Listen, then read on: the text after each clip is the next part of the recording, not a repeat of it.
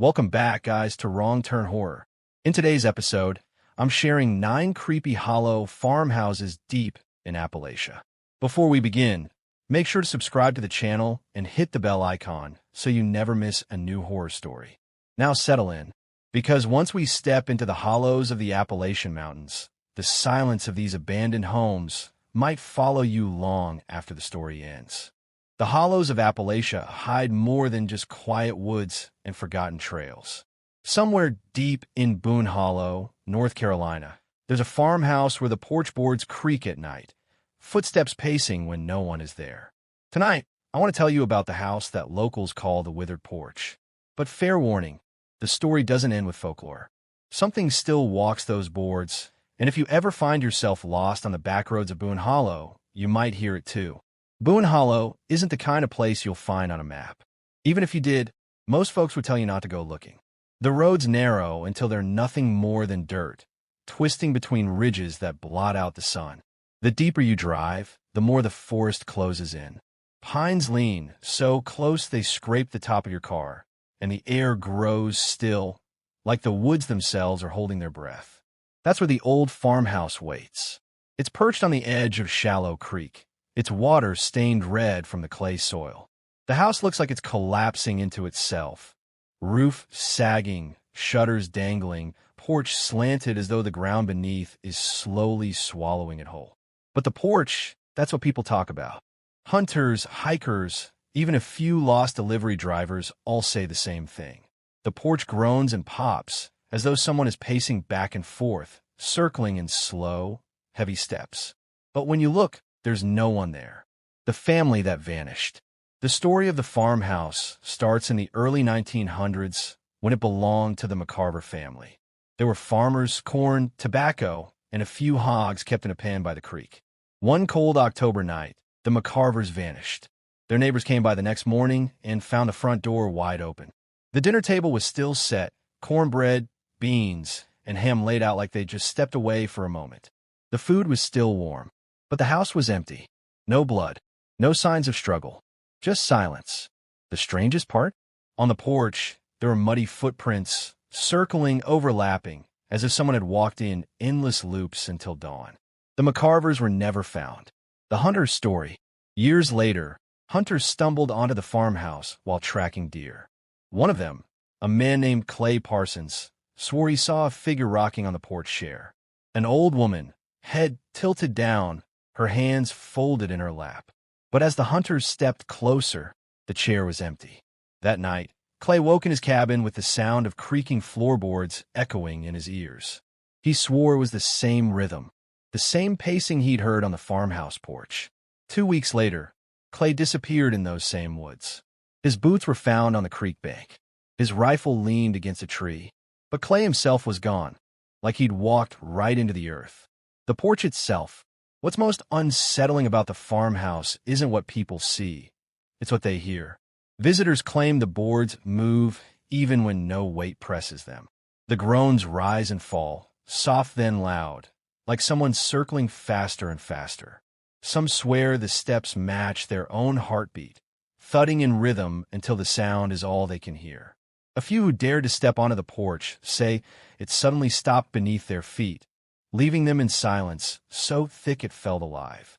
One hiker described it best. It's not just a porch. It's something waiting, like it's listening for you. My visit, I didn't believe it myself. Not until I went to Boone Hollow one misty evening last fall. The drive was bad enough. Miles of empty road, fog curling through the trees, the sound of gravel crunching under my tires. By the time I reached the clearing, the air felt heavy, damp, almost like stepping into another world. The farmhouse stood crooked, its porch sagging toward the creek. At first, it was silent. No birds, no wind, just silence. Then I heard it. Creak. Slow, heavy. Then again. Creak. It wasn't random. It was steady.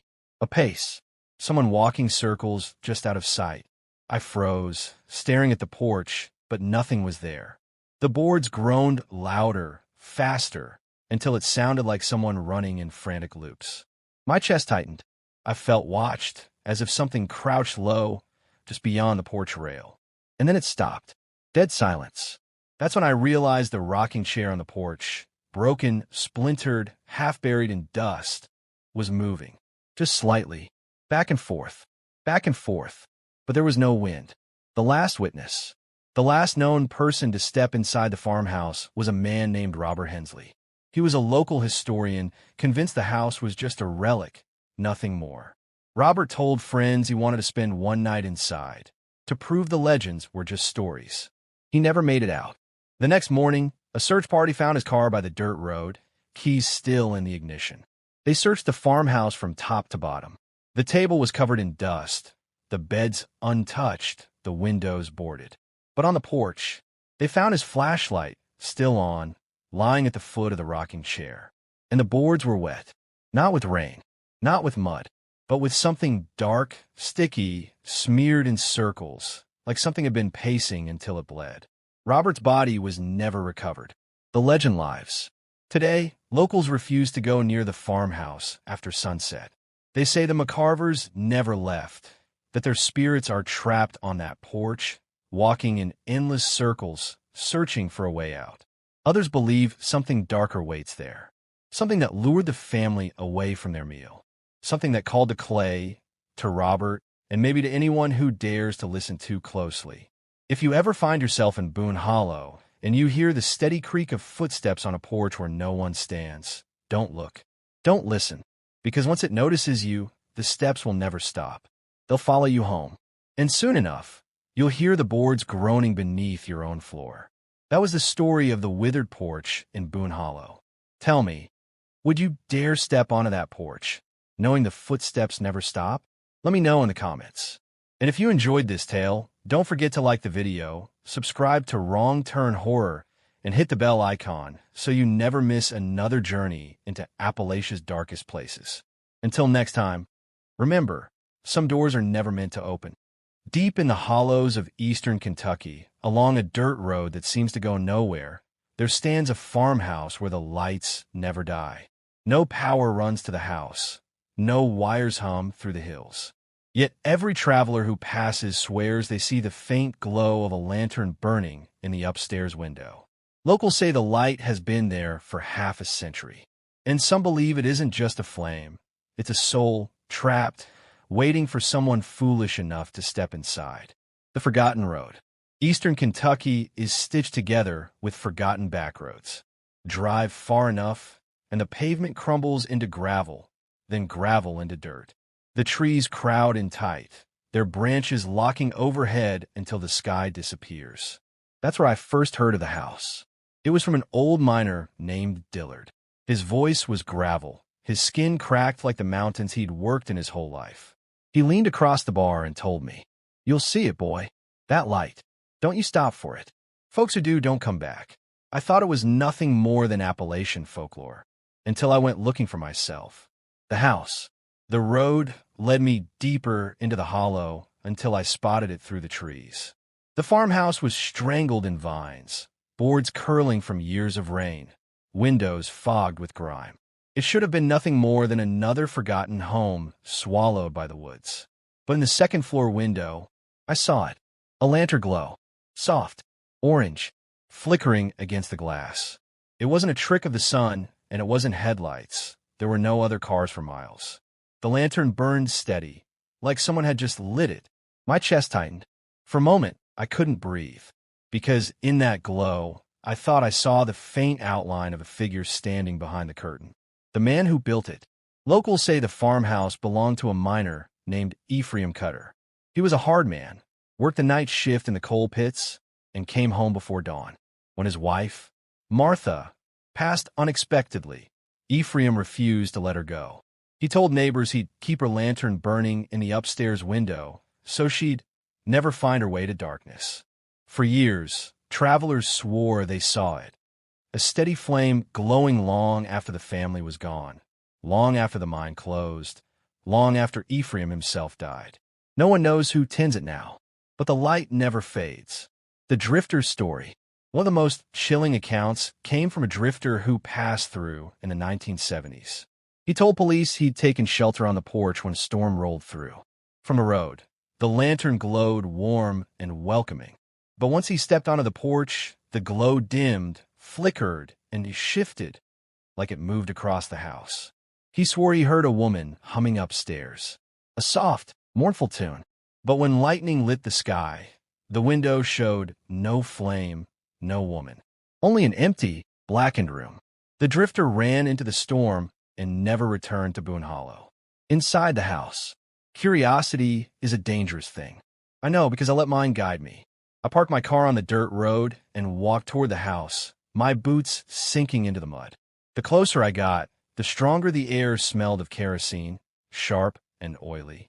The porch sagged beneath me, boards moaning like they hadn't felt weight in years. My flashlight cut across the doorway, but the wood was warped shut. Still, the light above glowed steady, calling me. I forced the door open. The house smelled of rot and old smoke. Dust coated everything. Broken chairs, a table split in two, curtains eaten by moths. Yet upstairs the lantern flickered. I climbed the staircase, my hand grazing the banister.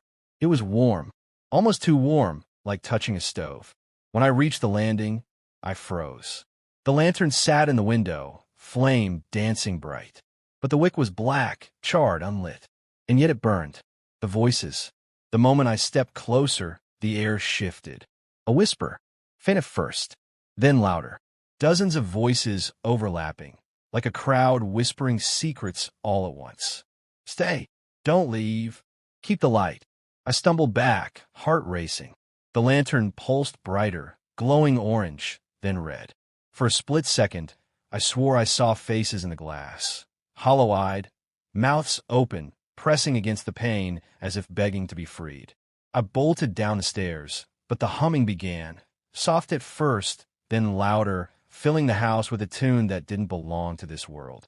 When I hit the porch, the humming stopped. The lantern upstairs flickered one last time, then went dark. I never went back. But weeks later, I woke in my own home with that same smell of kerosene burning in the air.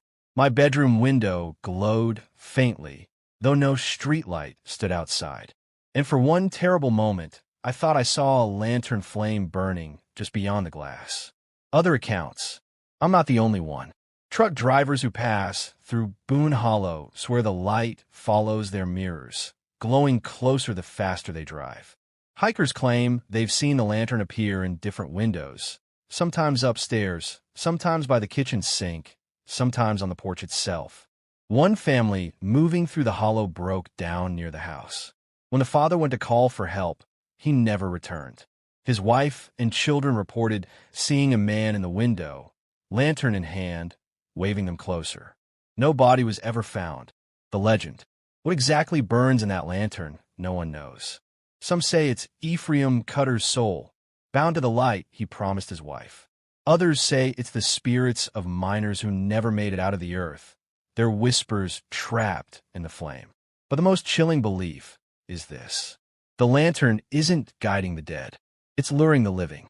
Each person who vanishes near the farmhouse adds their soul to the glow. Each whisper, each hum, each shadow in the glass. It's another victim, forever keeping the lantern alive. That was the story of the house where the lights never die. So tell me, if you were driving down a hollow road and saw a lantern glowing in the upstairs window, would you stop? Or would you keep driving? Let me know in the comments. And if you enjoyed this story, don't forget to like the video, subscribe to Wrong Turn Horror, and hit the bell icon so you never miss the next terrifying journey. Until next time, remember, some lights should never be followed. There's a farmhouse in Elk Valley, Tennessee, where the stairs bleed. The boards are warped and cracked with age, but travelers swear they've seen thick, dark stains oozing between steps. Some think it's nothing but rot and rainwater. But those who've been inside know better. Because when night falls, the stairs don't just bleed. They whisper. They wait. And if you're foolish enough to climb them, you might not come back down. The valley. Elk Valley sits hidden between ridges where the forest grows wild and restless. Few people live out there now. Only hunters, trappers, and those who never found their way back to town. But scattered among the trees are old houses left to rot. Their barns collapse into the weeds. Their porches sag. Their windows stare empty. One house in particular still draws attention. A crooked two-story farmhouse with gray boards and a roof that buckles in the middle. The locals call it the Bloody Stairwell. The family. The house once belonged to the Harlan family. Stories say that during the 1930s, times were cruel. The father drank away what little money he had, and the mother, Etta, was left alone with 3 children. One night, after weeks of fighting, something inside her snapped. Neighbors reported hearing screams from the house. High-pitched, desperate screams that cut through the hollow. The next morning, no one saw the children again. The sheriff came to investigate. He found no bodies, no sign of where they had gone. But on the staircase leading to the second floor, the wood was dark, soaked through with something that smelled like iron. He told the town it was spilled paint. But everyone knew better. The stains. Decades later, the stains remain. Visitors say the wood still seeps with a dark, sticky substance whenever rain falls. You can scrub it, scrape it, pour bleach over it, but the stains return by morning. Some even claim the stains shift and spread, as though the boards are breathing. And sometimes, if you lean close enough, the stains smell fresh, like blood that's never had the chance to dry. The Hunter's Tale. One of the most chilling accounts came from a hunter named Miles Ferguson. He and 2 friends broke into the house one November night, hoping to prove the legends false. They brought lanterns, whiskey, and the kind of bravado only young men carry. At first, the house was quiet. Dust floated in the air. Mice scattered across the floor. Nothing unusual. But when Miles climbed the stairs, he swore the boards pulsed under his boots.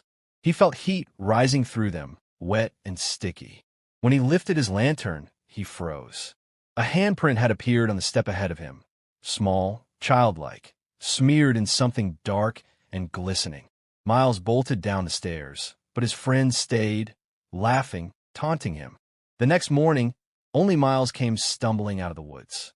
His clothes were soaked, his boots ruined, his eyes hollow. His 2 friends were never seen again. The stairs themselves. It isn't just the stains that terrify people. It's the sound. At night, the stairs echo with the patter of small feet, quick, frantic, racing upward. Then silence.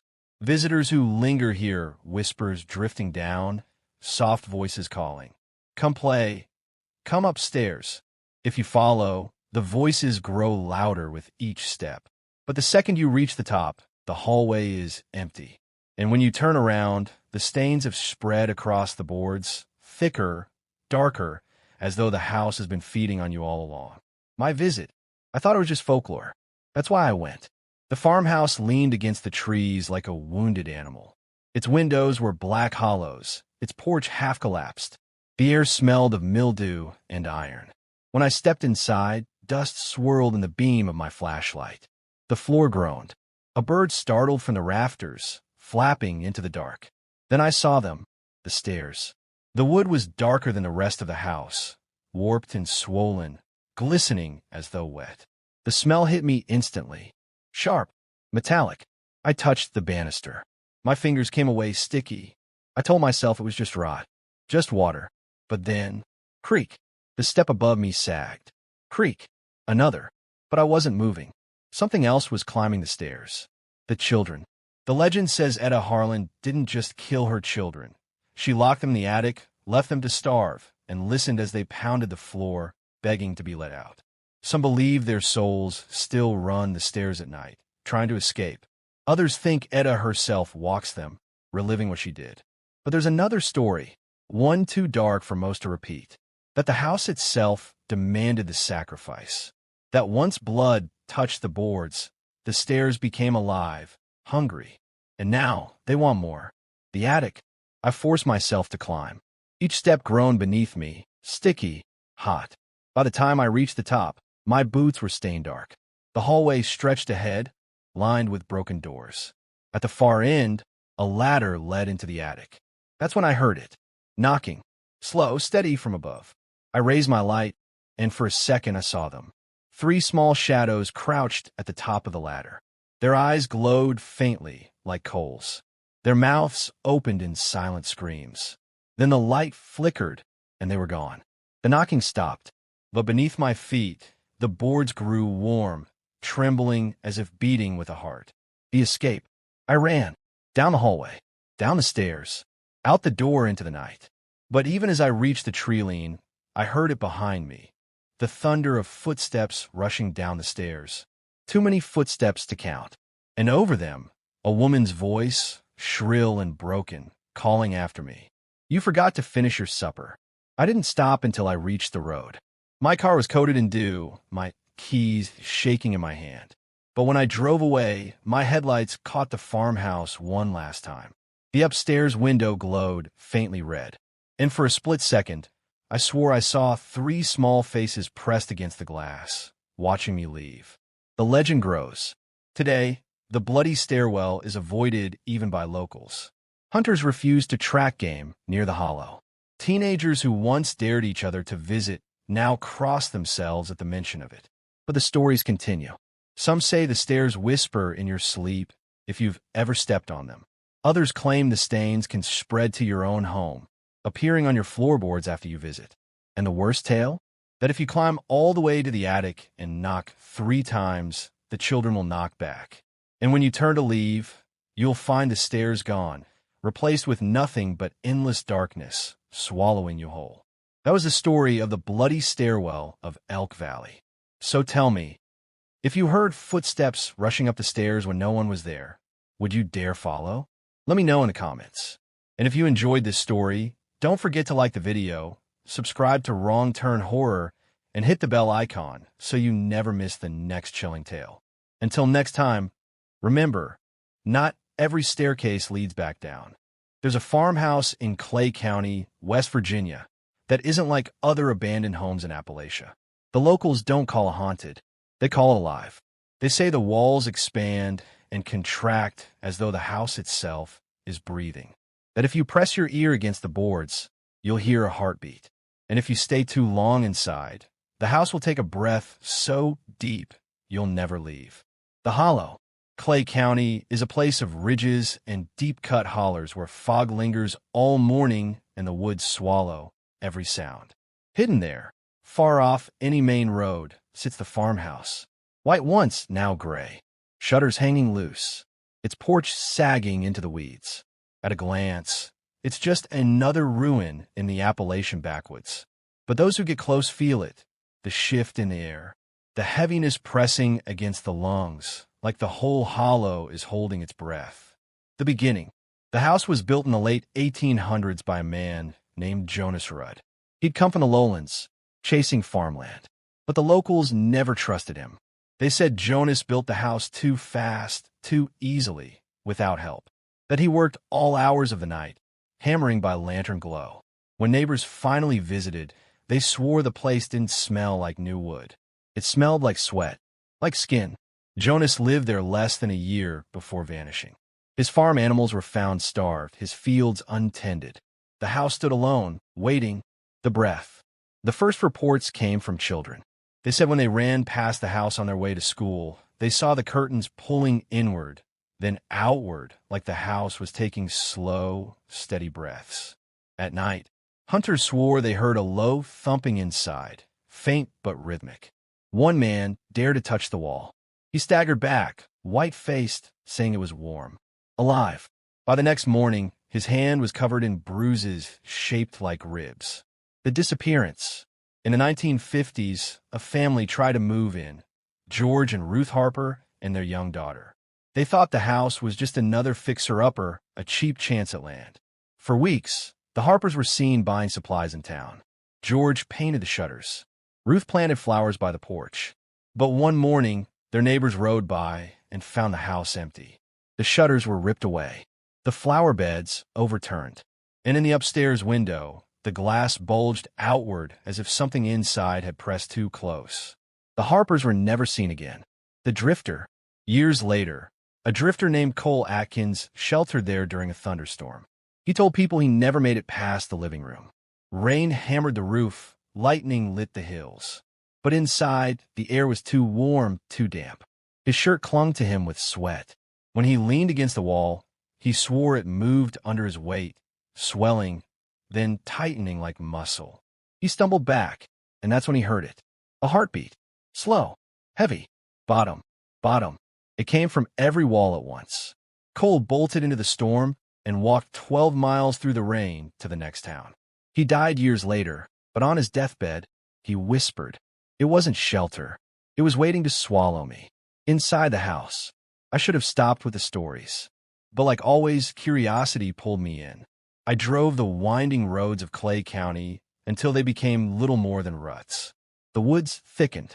The birds fell silent. And then the house appeared.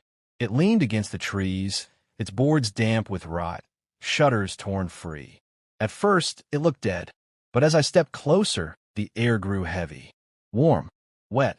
My chest tightened. I swear I could hear something beneath the silence. A slow inhale, a soft exhale. When I touched the wall, it was damp, almost slick. My hand sank slightly into the wood, like pressing against skin. I pulled away, heart pounding, but the boards seemed to shiver, as though they knew I was there. The upstairs room. I forced myself inside. The floor groaned beneath me, but not like normal wood. It flexed, stretched, recoiled. Dust fell from the ceiling in steady pulses, matching the rhythm of a heartbeat. When I reached the stairs, the air grew so hot, I struggled to breathe. Each step felt like climbing into a furnace. At the top of the landing, I found a small bedroom. Its wallpaper was peeling, its bed frame twisted with rust. But the walls moved, slowly, steadily, expanding, contracting. And with each breath, the boards creaked, the nails groaned, and the floor beneath me shuddered. I pressed my ear to the wall. Thud thump, thud thump. The heartbeat filled me, louder, heavier, until it wasn't just in my ears. It was in my chest, forcing my own heart to match its rhythm. The face. Then, in the corner of the room, the wall bulged. At first, I thought it was just the wood warping, but the shape grew clear, an impression pressing outward, stretching the boards like thin skin. A face, mouth open wide, screaming without sound. Its eyes rolled, its jaw contorted, and then, just as suddenly, it sank back into the wall.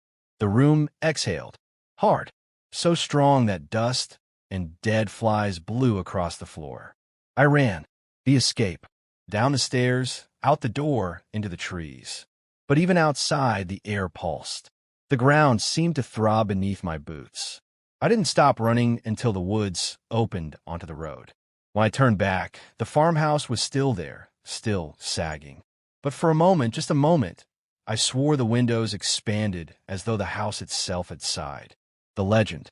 People in Clay County say the house isn't haunted at all. They say Jonas Rudd didn't build it. He grew it, fed it with blood, with bone, with whatever dark bargain he made in those hills. But the house is alive, and like all living things, it's hungry. Every soul it takes becomes part of it, pressed into the walls, forever gasping for air. That's why the house still breathes.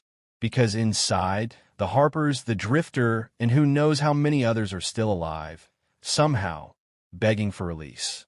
That was the story of the house that breathes in Clay County. Tell me, would you dare step into a house that seemed alive? Or would you turn back the second you felt its breath? Let me know in the comments. And if you enjoyed this story, don't forget to like the video, subscribe to Wrong Turn Horror, and hit the bell icon so you never miss another terrifying journey into Appalachia's darkest places. There's a saying in Appalachia, if the kitchen's quiet, the house is dead. But deep in Laurel Ridge, there's a farmhouse where the kitchen is too quiet. A silence so thick it eats sound. Forks don't clatter, chairs don't scrape, and if you whisper, your words never come back. They say the kitchen doesn't want you to speak because it wants to feed on the silence. And if you stay too long, you'll never be heard again. The Ridge.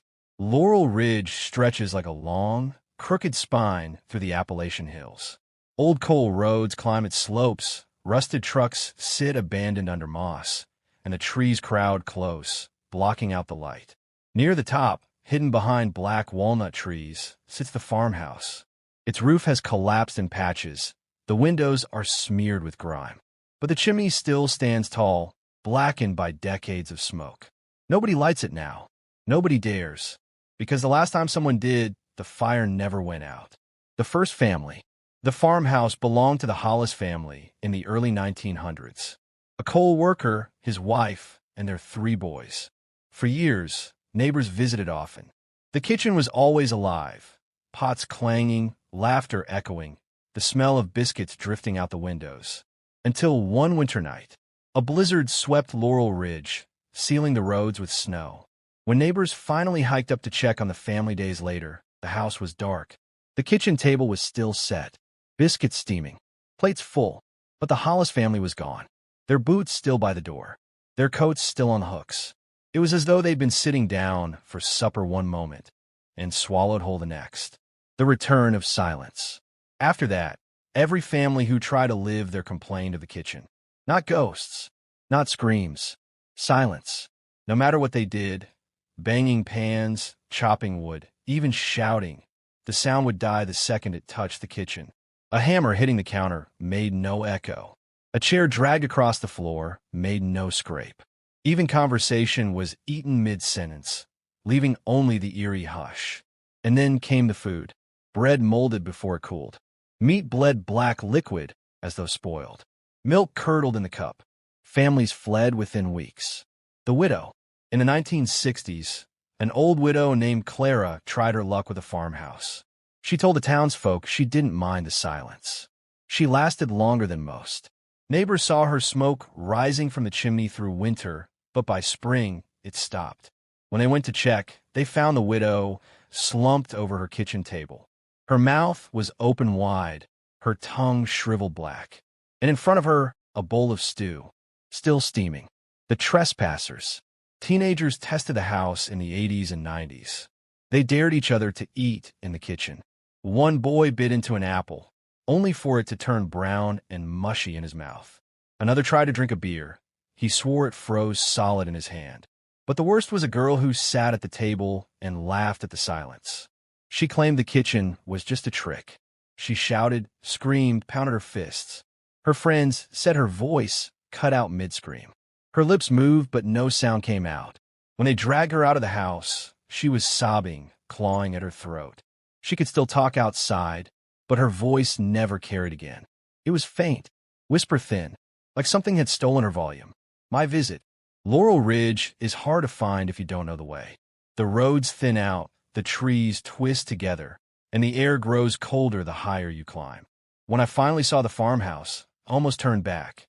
The kitchen window was black. So black it didn't reflect the sun. I told myself it was dirt, but deep down, I knew it was something else. The kitchen. Inside, the house sagged and moaned like all Appalachian ruins do. Floorboards gave soft, damp creaks. Wallpaper peeled like skin. But when I stepped into the kitchen, silence fell. No creak, no groan, nothing. I dropped my bag on the floor. Not a sound. I tapped the table with my knuckles. Silent. I whispered my own name. My lips moved. My throat ached. But the air swallowed a whole. The silence wasn't empty. It was full. Heavy. Like standing under deep water. The table. The table was still set, as though waiting for a family. For chairs, chipped plates, tarnished silverware. But the food wasn't rotted. It looked fresh. A loaf of bread. A bowl of beans. A jug of milk. I knew it wasn't real. I knew it had been there for decades. But the bread steamed. The beans glistened. The milk frothed with bubbles. My stomach twisted, but hunger clawed at me. It smelled real. And in that silence, my own breath felt too loud, too wrong. I reached for the bread. The hand. The second I touched it, the silence broke. A hand slammed onto mine.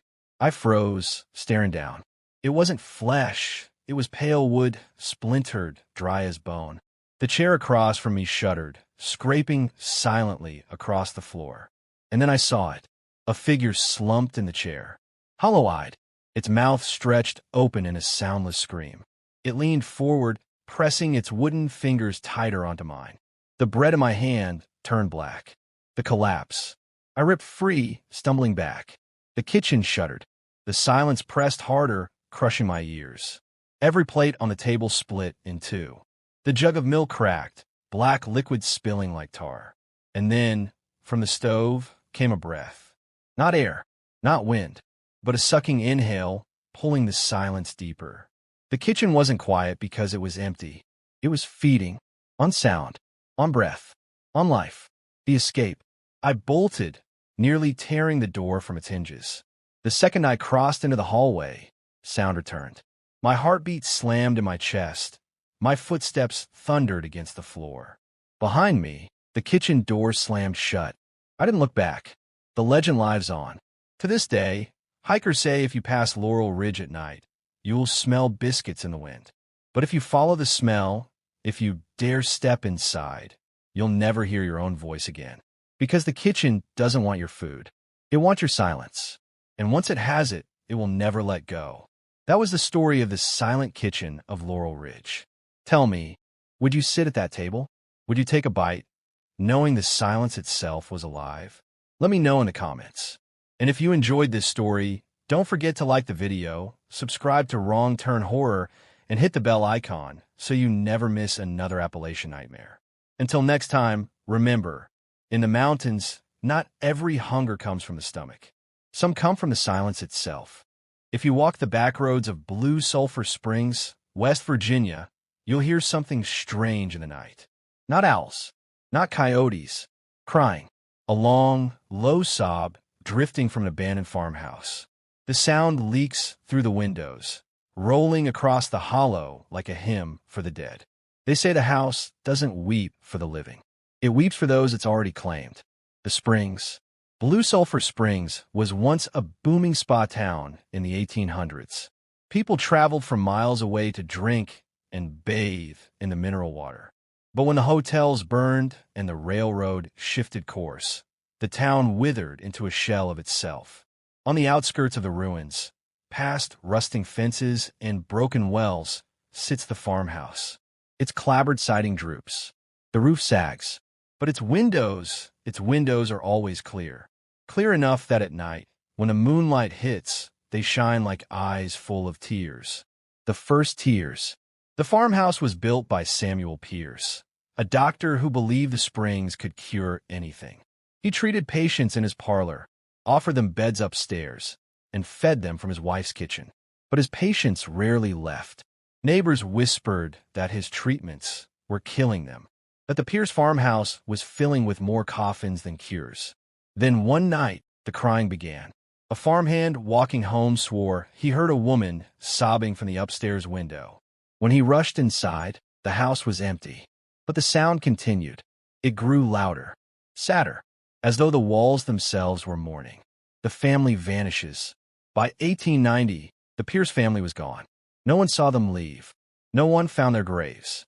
The farmhouse sat hollow, but the crying never stopped. Travelers swore they heard weeping echo through the valley. Sometimes it was a woman's voice, soft and aching. Other times it was a child's wail, sharp and raw. And sometimes it sounded like many voices, all weeping together. The Soldier's Tale.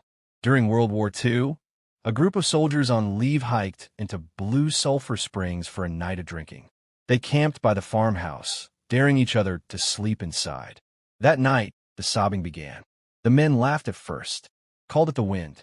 But when they looked up at the windows, they saw streaks, wet, glistening streaks, running down the glass as though tears were falling from inside. One soldier swore he saw a face pressed to the window, pale, hollow-eyed. By morning, 2 of the men were gone, their rifles and boots left behind. The others never spoke of it again. The couple's dare. In the 1970s, a young couple from town decided to prove the legend was nonsense. They spent the night inside, setting up a tape recorder in the living room. When they returned the next morning, the couple was gone. But the tape was still there. Neighbors who played it swore it began with laughter, chatter, the clinking of bottles. Then came silence. Then, slowly, the sound of weeping. Dozens of voices crying at once, growing louder, filling the tape until it cut to static. My journey. I followed the road into Blue Sulphur Springs under a waning moon. The sulphur stung the air, sour and rotten. When I saw the farmhouse, it looked ordinary, just another Appalachian ruin. But the windows gleamed, clearer than glass should after a century of weather. And then I heard it, soft, muffled, crying. It drifted from the upstairs window, low at first, then louder. Each sob was sharp enough to cut the silence. Inside the house, the door sagged on its hinges. The floor was soft with rot.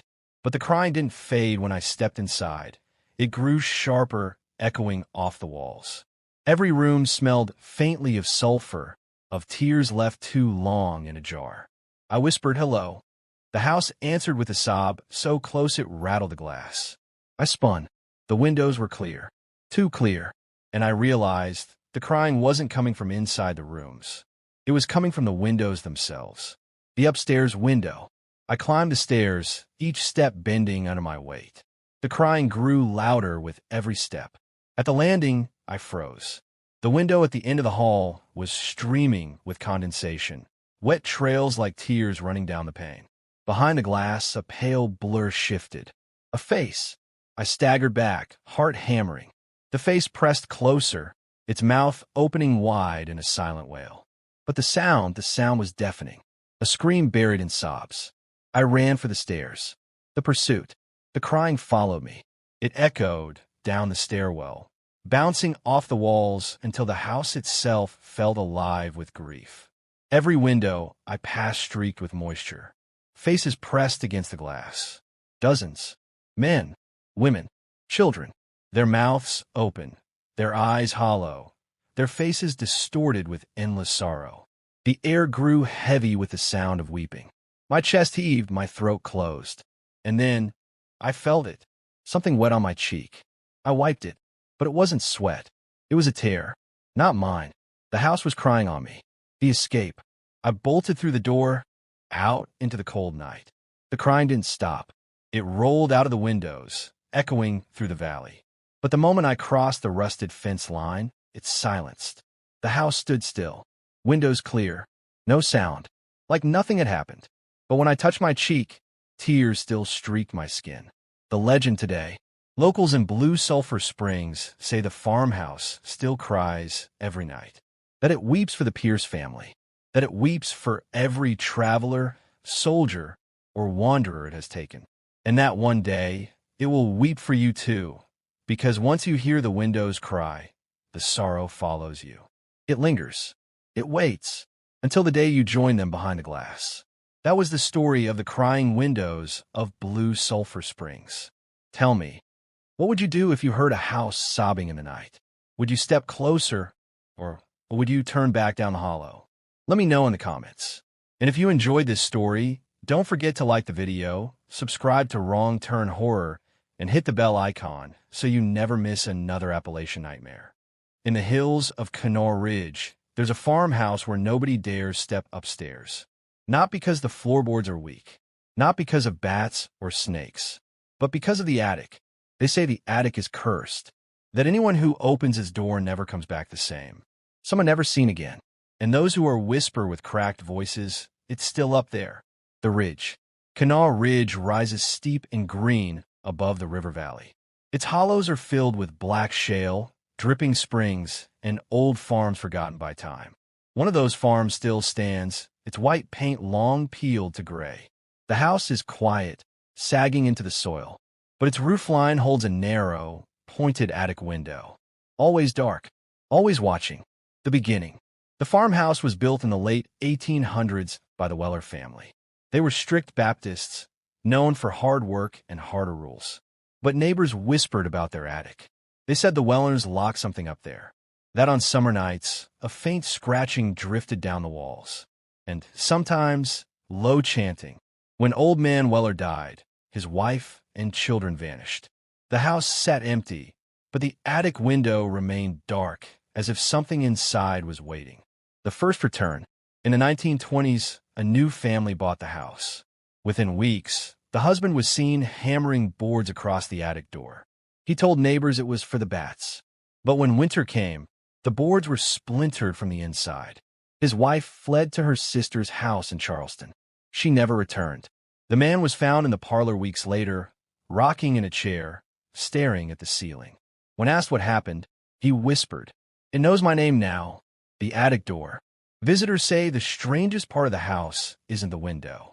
It's the door to the attic. The wood warps. The knob turns by itself. Sometimes, faint knocks echo from behind it. And sometimes, when the house is very still, a voice hisses from the cracks. "Let me out." The teenagers. In the 1970s, a group of teenagers dared each other to spend the night in the farmhouse. They brought flashlights, beer, and a crowbar. By midnight, they forced the attic door open. What they saw, only one of them ever spoke of. He said the attic wasn't empty. The rafters twisted wrong, bending like ribs. The air was thick, damp, smelling of rot and iron. And in the corner, something crouched. It was a man. It was an animal. But it whispered each of their names. By dawn, only two of the teens stumbled back to town, their hair white as snow. The others were never seen again. A historian named Margaret Tate, studied the house in the 1990s. She claimed the Wellers weren't the first to build there. The land once held a log chapel, abandoned after its preacher was accused of witchcraft. They say he was hung from a tree on Canal Ridge, but his body vanished before morning. Margaret believed the Wellers sealed him in the attic, binding his spirit to the rafters. She stayed one night in the farmhouse to prove her theory. She never wrote another word. Her notebook was found months later under the attic window. The last line read, "It's above me now. My journey. Canal Ridge is steep, the road twisting higher until the trees thin and the air grows colder." When I reached the farmhouse, it looked ordinary. But the attic window was there. Black, hollow, watching me. The stairs. Inside, the house groaned with age. Wallpaper curled like dry skin. Mice scurried across the floor. But the attic door loomed above the stairwell. Its knob was iron, slick with rust. And as I climbed the steps, it turned. Slowly. Click, click, like something inside was unlocking it for me. The attic. I pushed the door open. The air inside hit me like a furnace, thick, wet, suffocating. The rafters bent inward, heavy with shadow. Every surface was scratched, gouged, clawed. And in the center of the floor was a ring of blackened symbols burned into the wood. My flashlight flickered. That's when I heard it. My name, whispered from the rafters. The shape. Something moved above me. At first, I thought it was a bat, but the shadow was too large. It crawled along the beams like a spider, limbs bending wrong. Its skin was pale, stretched thin. Its head twisted upside down, eyes burning like coals. And it smiled. Rows of teeth, sharp and wet, stretching far too wide. "Let me out," it hissed. I stumbled back, but the door slammed shut behind me. The attic exhaled hot and foul, and the thing dropped from the rafters. The escape. I don't remember how I got out. Only the slam of wood, the shatter of glass, the burn of night air in my lungs. I ran down Canal Ridge until my legs gave out. When I looked back, the attic window was open. Something leaned from it, watching. Its teeth glistened in the moonlight. The legend today. They say the attic is cursed because it's not just holding a spirit. It's holding the preacher himself. Not dead, not alive, bound to the rafters, feeding on anyone who dares look inside. And every name it whispers makes it stronger. That's why locals warn. Never say your name in Canal Ridge, because once the attic knows it, it never forgets. That was the story of the cursed attic of Canal Ridge. Tell me, would you dare open a door that knocks back?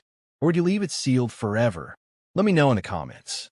And if you enjoyed this story, don't forget to like the video, subscribe to Wrong Turn Horror, and hit the bell icon so you never miss another journey into Appalachia's darkest secrets. Until next time, remember, some doors are locked for a reason. There's a farmhouse along the Mud River where no one goes after dark. Not because of the sagging roof, not because of snakes in the grass, but because of the cellar. They say it's drowned, flooded with black water that rises higher every year. And if you go down there, if you dare step into the dark, something under that water will pull you under and never let you go. The river. The Mud River twists for miles through the hills of West Virginia. Its banks heavy with silt and its water thick, slow, and brown. Near one sharp bend, where the trees lean low and moss coats every fence post, sits the farmhouse. Its fields are long gone, swallowed by weeds. Its barn leans sideways, but its cellar door still sits at the back of the house, sunken into the earth. Always damp, always dripping. The first owner. The farmhouse belonged to Elias Vance, a farmer in the late 1800s. He dug the cellar himself, shoveling until he struck the river's water table. But something was wrong. No matter how often he drained it, the cellar filled again. not with clean water, but with black, foul-smelling liquid. His animals refused to drink from it. His wife swore she heard voices bubbling up at night. One morning, Elias was gone. His boots sat by the cellar door, caked in black mud. The water in the cellar rippled for days. The drowning. The next family lasted only a season. They complained of damp walls, rotting food, and the constant sound of dripping water. Then came the night of the storm. Neighbors said lightning struck the ridge. Rain poured in sheets. The mud river swelled, and from the farmhouse came screams. By morning, the house stood empty. But when the cellar door was opened, the water was higher than ever. Floating on its surface were scraps of clothing. The hunters. Decades later, 2 hunters sought shelter there one rainy night. They built a fire in the hearth, trying to dry their boots. But the fire kept sputtering. The walls were damp. Then they heard it, the sound of sloshing from the cellar. Not dripping, not trickling, but movement. They swore they saw ripples in the water, as though something huge had stirred beneath the surface. And then, from the dark, came a hand, pale, waterlogged, reaching for the stairs. The hunters bolted into the storm, never to return. The diver. In the 1960s, a young man from Charleston claimed he could prove the cellar was nothing more than flooded ground. He brought scuba gear, lanterns, and a rope tied to the porch. Neighbors watched him descend into the black water, bubbles rising. Minutes passed. Then the rope jerked violently. When they pulled it up, it came back frayed, cut clean through. The diver never surfaced, but his lantern washed up downstream days later, cracked and covered in mud. My journey. I followed the mud river on a misty morning. The water slid past, thick and brown, carrying branches and foam. When I reached the farmhouse, it sagged into the earth like it was sinking. The cellar door was half buried in mud, its hinges rusted, its wood slick with moisture. When I pulled it open, a wave of damp air rolled out, and the smell, stale, sour, like rot left too long in the sun. The cellar. I shone my flashlight down. The stairs were half submerged, the lower steps vanishing into black water. The surface rippled, though the air above was still. Drip, drip, drip. Each droplet struck the water without a sound. I stepped down, boots splashing into the shallow edge. The water clung thick, almost oily. And then I heard it. A faint splash. Not from me. From deeper. Something moving beneath. The whisper. I froze, listening. From the water came a bubbling sound, like air rising. But it wasn't air. It was words. Faint. Warped. Down here. My chest tightened. The beam of my flashlight quivered. Something pale shifted just below the surface, drifting closer. A hand. Bloated. Fingernails long and black. It reached for the stair. The surge. I stumbled back, but the water surged upward as though the cellar had exhaled. The surface broke. Faces pushing through, mouths open, eyes rolled white. Dozens, all wailing without sound, clawing upward. The water sloshed, heavy and loud, splashing against the beams. One face broke higher than the rest, a man's, swollen and gray. Elias Vance. His mouth opened wide, and black water poured from it. The escape. I bolted up the stairs, my boots slipping on wet wood. The cellar door slammed as I burst into the daylight, choking on air. But behind me, from the cracks in the door, black water seeped out. Slow, thick, as if the cellar wasn't full anymore. As if it had followed me. The legend today. Locals in Mud River say the cellar is bottomless. That it's no longer tied to the water table, but to something deeper. A drowned place where every lost soul in the river drifts. And that sometimes, on foggy nights, you'll see ripples in the fields. Not puddles, not rain, but black water seeping up from the ground, carrying whispers of the drowned. They say if you hear it calling your name, it's already too late. Because once the cellar knows you, it won't stop rising. That was the story of the drowned cellar of Mud River. Tell me, would you dare look into black water, knowing something waits just beneath the surface? Let me know in the comments. And if you enjoyed this story, don't forget to like the video, subscribe to Wrong Turn Horror, and hit the bell icon so you never miss another Appalachian nightmare. Deep in Creepy Hollow stands a farmhouse where the lights never go out. The windows glow with lantern light night after night, even though no one has lived there for nearly a century.